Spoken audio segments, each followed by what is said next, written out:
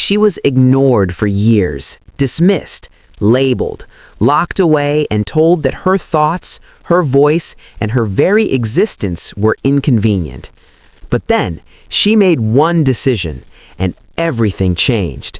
Not just for her, for millions of women who came after her.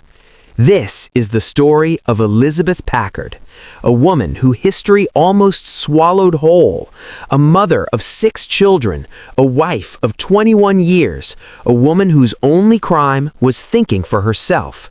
In 1860, as the United States stood at the edge of civil war, Elizabeth was fighting a different kind of battle entirely, one being waged inside the walls of her own home, at her own dinner table, by the one man she had vowed to trust with her life. Her husband, Theophilus Packard, was a Presbyterian minister, a man of God, a man the community respected.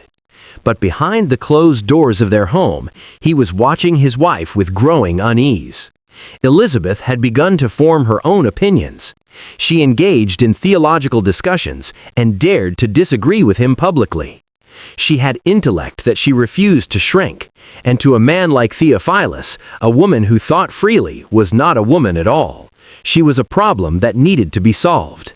So he made a plan, quietly, deliberately, and without a single word of warning to the woman he had vowed to protect. One morning in 1860, Theophilus arranged for men to come to their home and remove Elizabeth by force. She had not been violent, she had not been erratic, she had not shown a single sign of mental illness. But under Illinois state law at the time, a husband could commit his wife to an institution without her consent and without any medical hearing whatsoever. It was legal, it was accepted, and it happened to Elizabeth Packard in front of her children. She was taken to Jacksonville Insane Asylum, and the door closed behind her. Inside those walls, Elizabeth discovered something that shook her to her core. She was not alone. Ward after ward was filled with women who were perfectly rational, women who had argued with their husbands, women who had refused to obey, women who had expressed ideas that made the men in their lives uncomfortable. They had all been labeled as mentally unfit and removed from society like inconveniences swept under a rug. The asylum's superintendent, Dr. Andrew McFarland, held total authority over every patient. He interviewed Elizabeth regularly, not to treat her, but to gather material to use against her.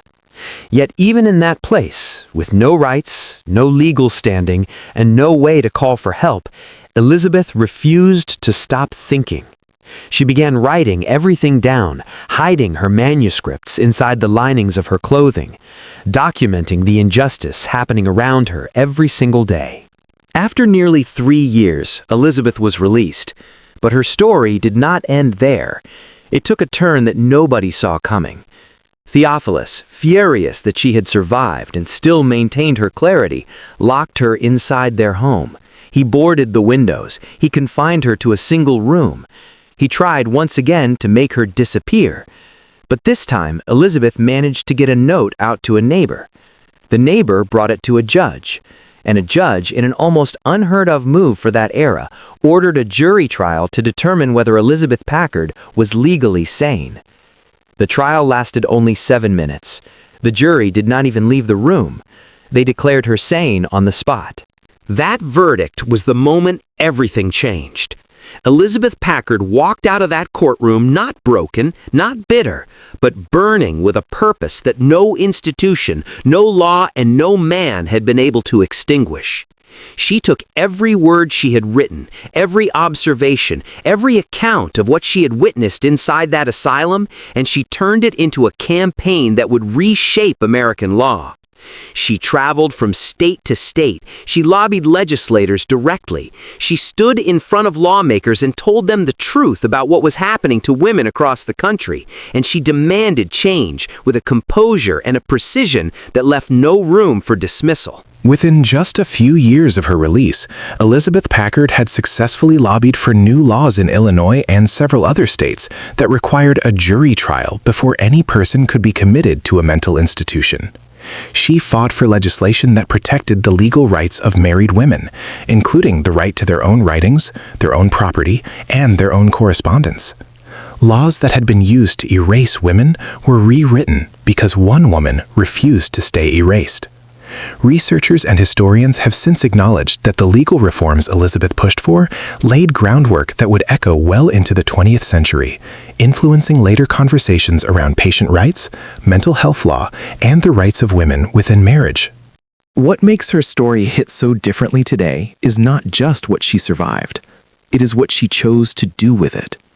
Elizabeth Packard did not have social media, no platform, no viral moment, no one tagging her story to millions of people overnight. She had paper, a pen, and an unshakable belief that the truth she had lived deserved to be heard. She had been ignored for years, dismissed by the very systems that were supposed to protect her. But she made one decision, to not let that be the end of her story. And that decision silenced every single person who had ever tried to make her disappear. Today, her name belongs among the great pioneers of human rights, and it is long past time the world knew it.